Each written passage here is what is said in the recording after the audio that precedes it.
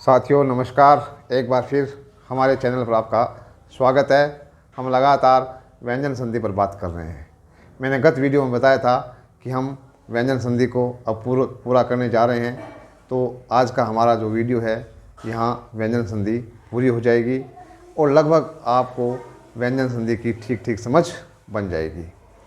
हमने अभी तक व्यंजन संधि के 8 नियमों पर बात कर ली है। आज हम नियम 9 और 10 पर बात करेंगे।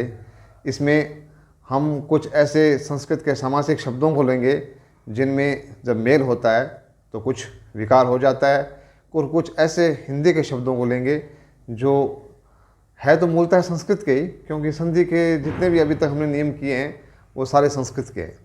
हिंदी की संधि की अभी तो बात ही नहीं की है। तो वो शब्द हिंदी में मूल रूप में वैसे ही आते हैं, परंतु संस्कृत में उनकी संरचना अलग तरह से होती है, तो उसको भी समझेंगे। तो पहले हम नियम 9 की बात करते हैं। तो मित्रों, पहले आप कुछ उदाहरण देखेंगे। मैं यहाँ लिख रहा हूँ, आप ध्यान से देखना। ये शब्द है आत्मा, ये शब्द है योगी, ये शब्द है मंत्री, ये शब्द है राजा, ये शब्द है युवा, ये शब्द है पक्षी,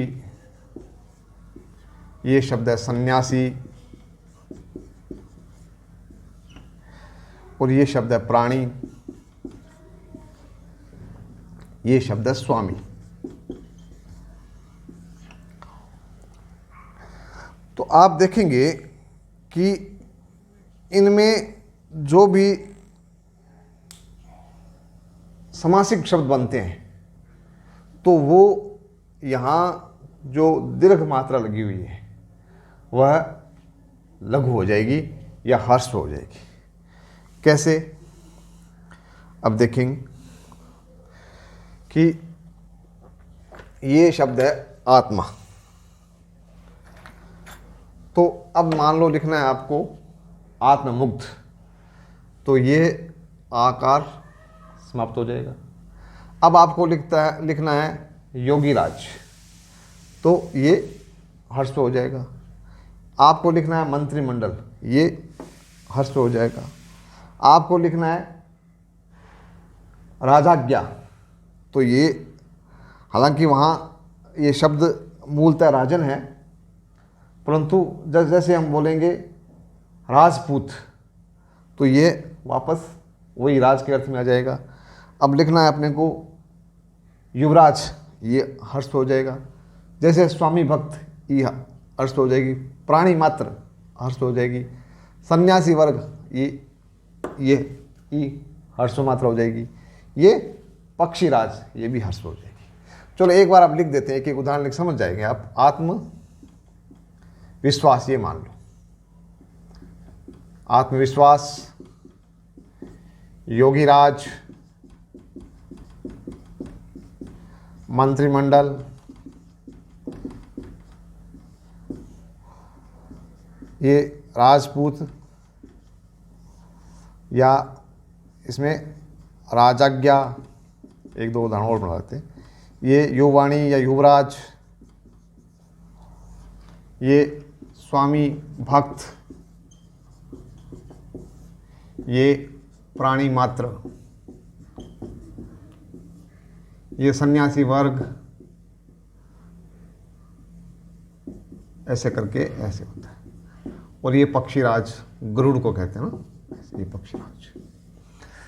तो अब यहाँ ये उदाहरण इसलिए लिखाए हैं क्योंकि इनमें सब में मूल शब्द भिन्न है और मूल शब्द इस रूप में बदलते हैं। जैसे इसमें जो मूल शब्द है ये है आत्मन।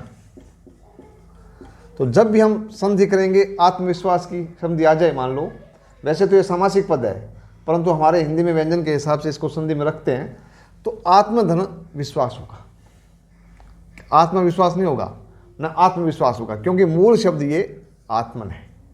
जैसे शब्द आ जाए आत्मानंद, तो आत्मन धन आनंद होगा, वहाँ दीर्घ संधि भी करेंगे, परंतु मूल शब्द क्या होगा?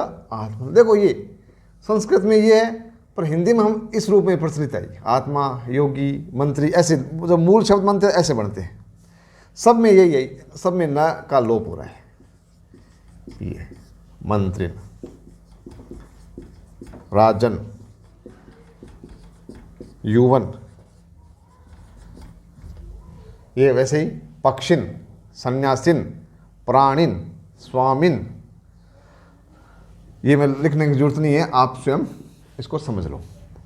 अब ये जो संधि है, इसको हम व्यंजन के लोप की संधि कहते हैं।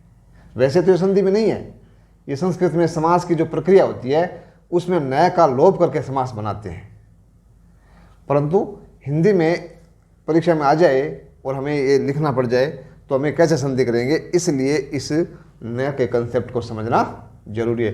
तो सीधा सा नियम है कि ये शब्द है वो इसी रूप में होते हैं। ये इतने शब्द याद रख लो, आत्मन, योगिन, मंत्रिन, राजन, युवन, पक्षिन, सन्यासीन, प्राणिन, स्वामीन, सन्यासीन, ये सारे शब्द इसी रूप में होते हैं। जब भी कहीं पर भी आपको संधि करनी हो और ये शब्द आ जाते हैं तब आपको इनको इसी रूप में लिखना है। इस बात को ध्यान से आप समझ लीजिए। तो इसको हम कहते हैं, ये न के लोप की संधि है। कौन सा लोप हुआ है? न का लोप हुआ है, और कुछ नहीं हुआ है। शब्द वैसे के वैसे रहते हैं, इधर वाला जो रूप होता है उसके साथ न का लोप होता है। आप ये सोच लेंगे आ का लोप हुआ, वो नहीं हुआ, क्योंकि ये शब्द तो आत्मन है, वो कुछ नहीं लोप हुआ। लोप किसका हुआ? न का हुआ। कई गलती से आत्मानंद की संधि आत्मा धन आनंद कर देते हैं, वह ठीक नहीं है, क्योंकि मूल में शब्द क्या है? आत्मन धन आनंद है। आत्मा शब्द भी मूलतः आत्मन से ही बना हुआ है। अब हम आगे इसको और समझेंगे कि ये तो है न के लोप की संधि, और न का लोप इस प्रकार होता है। तो हमें इन शब्दों को ध्यान से समझना है। ये जब मूल रूप में आएंगे तो इनका अंतिम जो स्वर होगा वो दीर्घ हो जाएगा। नहीं, वो जो हिंदी में प्रयोग होते हैं तब दीर्घ रूप में प्रयोग करते हैं, योगी, आत्मा, पक्षी ऐसे। और जब मूल रूप है इसका वो हर्ष होकर के न लगता है। इस बात को आप ध्यान से समझ लें। अब हम आगे बात करते हैं। ये नियम था हमारा एक, इस व्यंजन संधि के नियम 9 का 1 नंबर था, न का लोप हुआ। अब हम दूसरे लोप की बात करते हैं। इसमें ये उपसर्ग है एक, ये दुर और निर। जैसे हमने बात की थी कि दुस और निस उपसर्ग होता है, वैसे ही दुर और निर उपसर्ग होता है। यहाँ भी वही बात है कि दुर, दुह और निह ये उपसर्ग नहीं होते।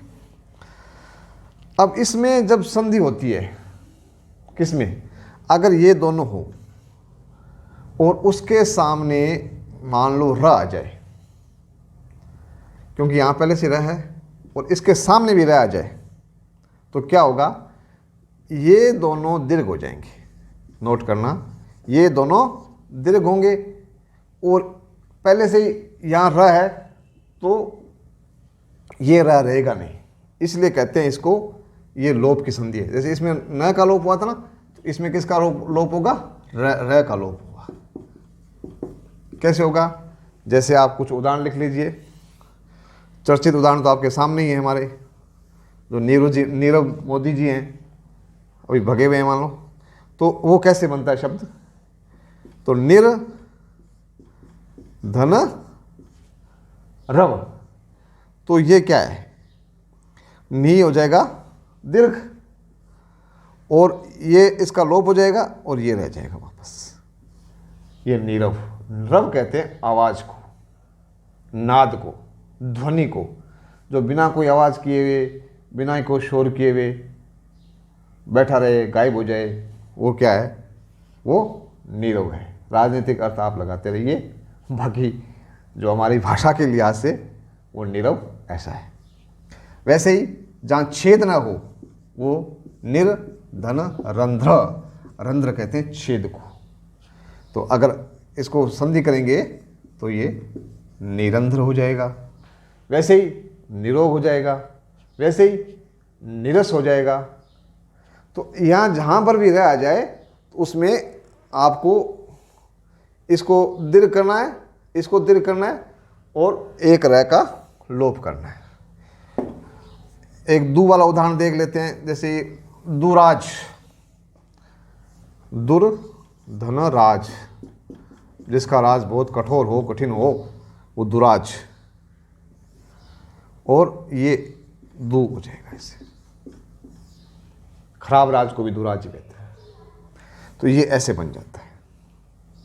तो ये था हमारा र की लोप की संधि का नियम, और उदाहरण आपको बता भी दिए सारे, कुछ लिख दिए, कुछ मौखिक आपको बता दिए।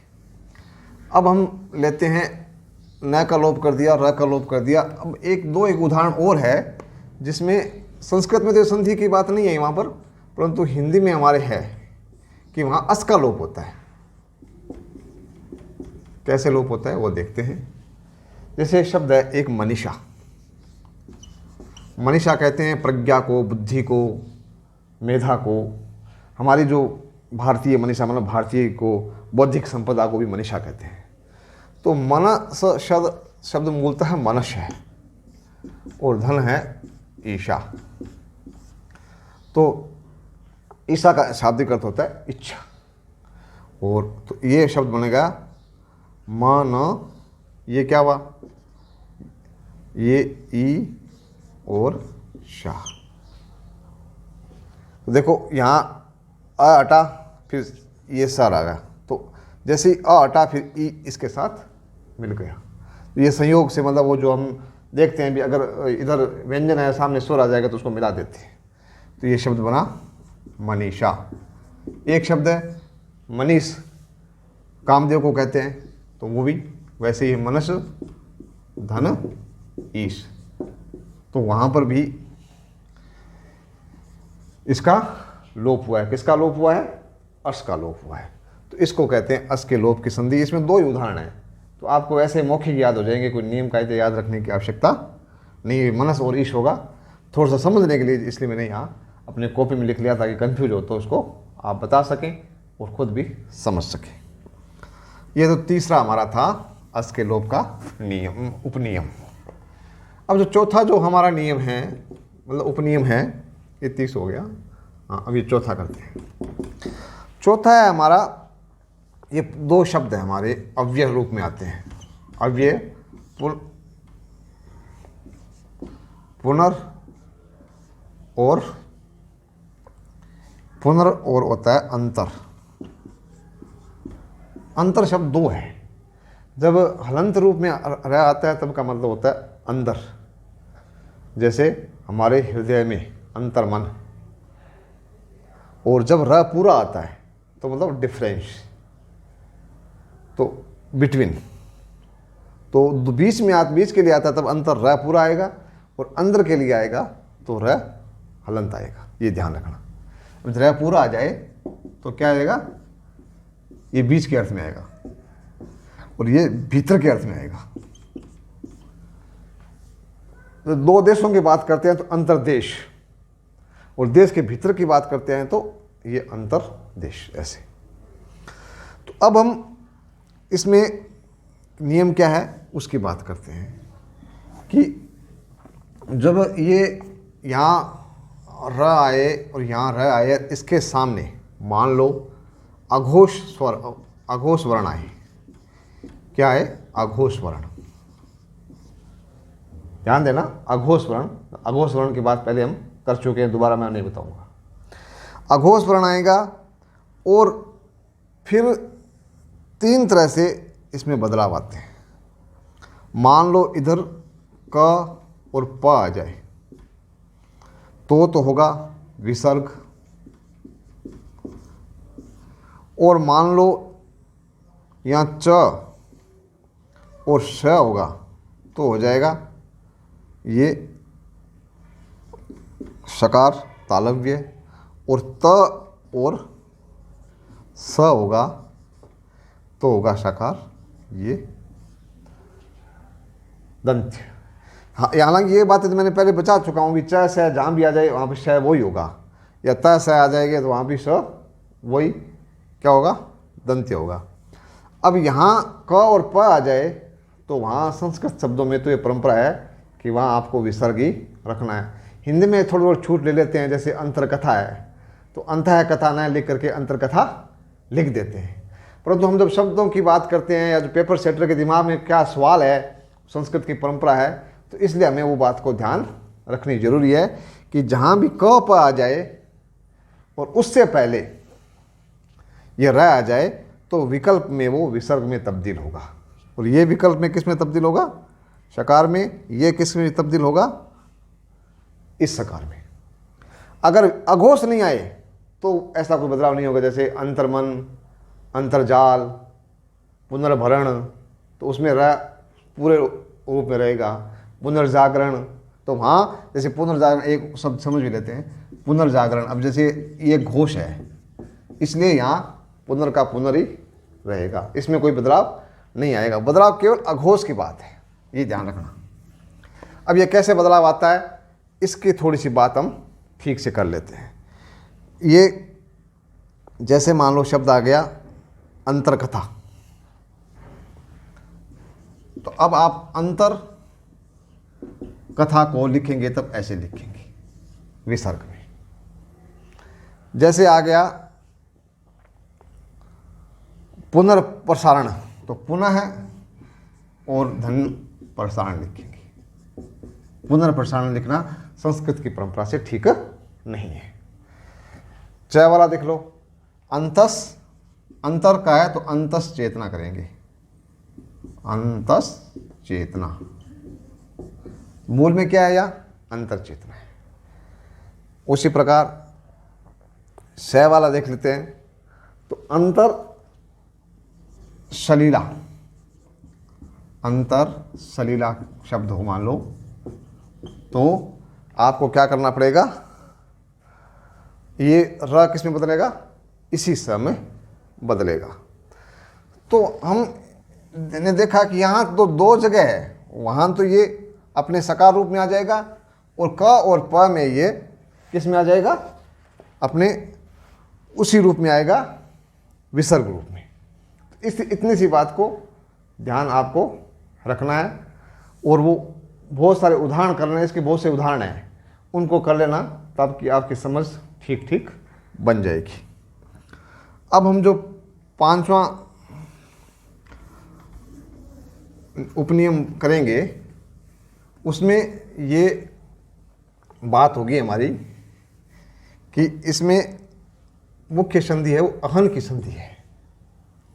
अहन कहते हैं दिन को, संस्कृत का शब्द है जिसका अर्थ है दिन।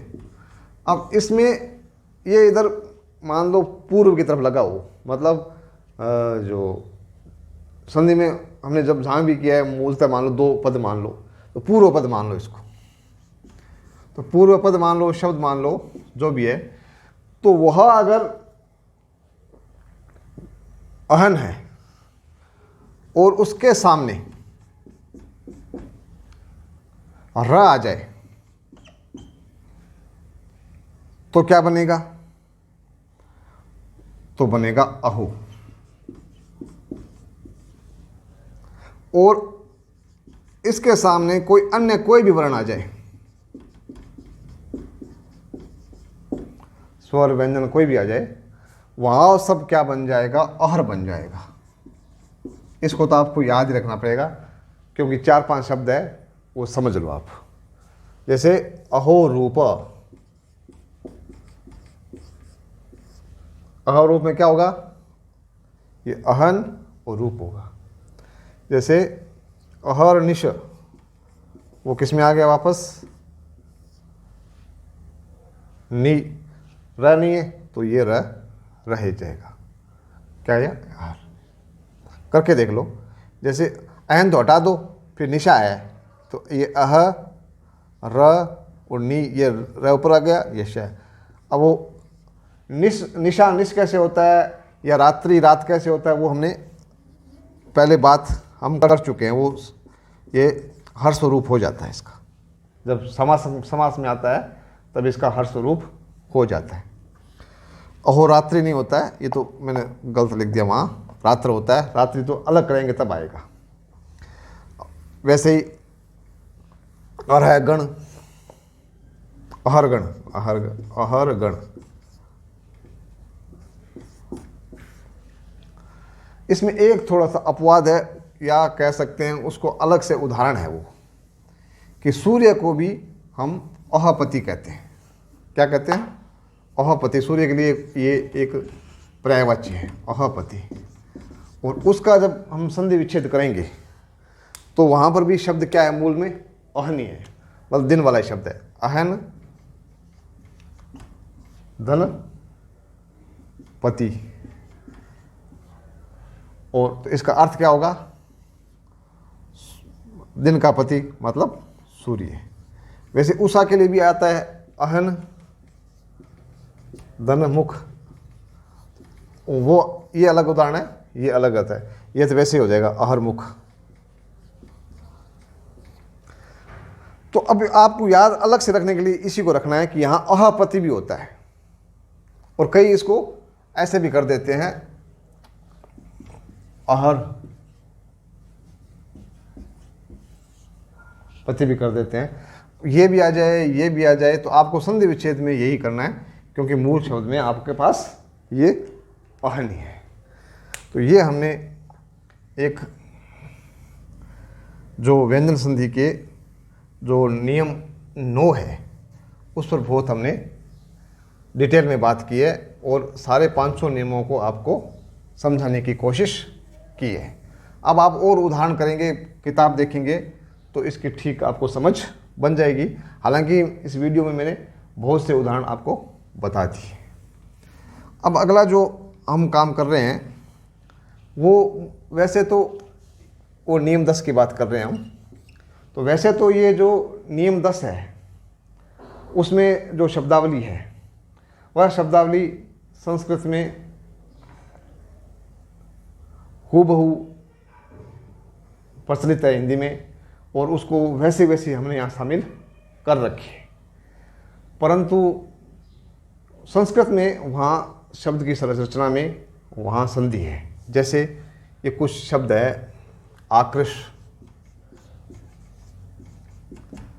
ये तुष, ये सृष, ये पुष, ये शश। अब इनमें शब्दों में आगे अगर त लगा दो आप, ये त, ये त, ये त, ये त और ये त, तब आपको ये त वो ट में बदलेगा। इतना सा ध्यान रखना। आकृष, तुष, सृष, पुष, फिर ये शश, ये कुछ और देख लो, हृष में हृष्टपुष बोलते हैं ना, हृष, इसके आगे त लगा दो फिर ट बन जाएगा। फिर इश, इसके आगे ट लगा दो, ये त वो ट बदलेगा। तो हमें ध्यान ये रखना है कि अगर चलो ये सश, इसके आगे ठ लगा दो, ये थ। हमें ये ध्यान रखना है कि इसमें जो उदाहरण हैं वो इसी के आएंगे। आकृष, आकृष्ट आ जाएगा, तुष्ट या तुष्टि आ जाएगा, सृष्टि, ये ती हो तो सृष्टि बन जाएगा, ये पुष्टि या पुष्ट, षष्टि या षष्ट, हृष्ट, इष्ट, और ये हो जाएगा षष्ठ। तो केवल ये थ वाला एक ही उदाहरण ध्यान में आया है। बाकी अब ये वैसे परीक्षा में पूछा नहीं जाना चाहिए, क्योंकि हिंदी में हमारे ये शब्द अर्थ के साथ काम नहीं आते, संधि के रूप में काम नहीं आते हैं, ये मूल रूप में ही काम आते हैं। परंतु पेपर सेटर है, कुछ भी पूछ ले, इसलिए हमें तो अपनी तैयारी पूरी रखनी है। वैसे मैं कोशिश करूँगा कि वो वहाँ आरपीएससी को या केंद्रीय विद्यालय संगठन को ये लिखा जाए कि इस प्रकार की शब्दावली को परीक्षा में नहीं रखा जाए, क्योंकि इससे क्या होता है कि हिंदी वो परंपरा, संस्कृत परंपरा से बाहर निकल ही नहीं पा रही है। तो ये वैसे संधि हमारे हिंदी के नियमों में इसकी करनी ज़रूरी नहीं है, क्योंकि हमारे पास ये शब्दावली इसी रूप में मिलती है और हम इसी को ठीक ठीक समझते भी हैं। फिर भी अभी जब तक ये परंपरा जीवित है संस्कृत वाली या बात चल रही है, तब तक हमें इन उदाहरणों को भी रखना पड़ेगा। एक दो तीन बात मेरी छूट गई है, वो मैं आप वापस कर देता हूँ, उसको आप गौर कर लेना। कि जैसे अभी हम अहन की बात कर रहे थे तो उसमें ये दो तीन शब्द और प्रचलित है, वो संधि के तो नहीं है परंतु हमारे वो उसमें आ जाते हैं, जैसे पूर्व धन अहन है, ये संधि करते हैं मान लो, तो हम क्या करते हैं पूर्वा ह, तो मूलतः होना तो ऐसा चाहिए, होना ऐसा चाहिए, परंतु परंपरा में ये ऐसे चल रहा है और आजकल इसको स्वीकृति भी, आपको इसको ऐसे लिख सकते हैं हम ऐसे। अब ये जो यहाँ परंपरा का मतलब क्या है कि यहाँ जो रह आ गया तो जो न है वो हणा में बदलना था, इसलिए ये हणा में बदला है। परंतु जैसे मध्याह्न है, जैसे मध्याह्न ये शब्द ज़्यादा प्रचलित था पहले मध्याह्न, और मध्याह्न में न को हणे की बनाने की जरूरत नहीं थी क्योंकि यहाँ तो री स वो कुछ है ही नहीं, तो ये हणा बनाने की आवश्यकता नहीं थी और इसलिए न रखा। तो उसी की तर्ज पर, ये मध्याह्न की तर्ज पर ये पूर्वाह्न ऐसे चलने लग गया, वैसे ही अपराह्न भी ऐसे ही चलने लग गया। तो कहाँ पर भी आपको वर्तनी की शुद्धि अशुद्धि की बात करें तो संस्कृत की परंपरा में तो ये ठीक है, अपराह्न ही होगा, पूर्वाह्न ही होगा, परंतु हिंदी में ये इस रूप में भी लिखा जाने लगा है और इस रूप में भी लिखा जाने लगा है, जैसे मनोकामना हो गया या उपरोक्त हो गया या भूगर्भिक हो गया, जैसे ये शब्द कुछ जो नियमों से हटके हो जाते हैं उसी प्रकार का ये शब्द हुआ क्यों है, वो इसकी देखा देखी हो गया है। तो वो एक अहन की बात आई थी, इसलिए इसको समझाने के लिए लिहाज से कहा था। वैसे एक चिन्ह शब्द और है, उसको भी हम को ऐसे लिखना चाहिए, वो गलती से लोग इसको ऐसे लिखते हैं, ये ठीक नहीं है। हम बोलते भी ऐसा ही है और ऐसा ही लिखना चाहिए। तो ये आनुषांगिक बातें थी जो यहाँ करनी जरूरी थी। साथियों, विद्यार्थियों, विद्वानों, सबसे मेरा आग्रह है कि आज मैंने इस व्यंजन संधि की वीडियो को पूरा कर दिया है और मैंने अपनी तरफ से कोशिश की है कि इस व्यंजन संधि की सभी बातें मैं आपके समक्ष रख सकूं। कुछ उदाहरणों की सीमितता ज़रूर रही है क्योंकि यहाँ सारे उदाहरणों पर बात की जानी संभव नहीं है, परंतु व्यंजन संधि में मैंने कोशिश की है कि मैं अधिक से अधिक उदाहरणों के साथ आपसे बात करूं। मेरा जो टेलीग्राम चैनल खुला है, आपसे किसी उदाहरण पर बात करनी हो, जैसे एक किसी विद्यार्थी ने पूछा था कल परसों ही कि ये कमलेश में क्या होगा, कमला होगा या कमल होगा, तो चूँकि कमलेश विष्णु का है तो वहाँ कमला भी होगा। तो इस प्रकार के कोई कन्फ्यूजन होते हैं तो आप मुझे तत्काल पूछ सकते हैं और इस वीडियो को लगातार देखते रहिए। हम शब्दों की नई नई दुनिया से आपको रोज़ का रोज़ रूबरू करवाते रहेंगे और हम कल से विसर्ग संधि पर बात करेंगे। तब तक के लिए शुभकामना। जय हिंद, जय भारत, धन्यवाद।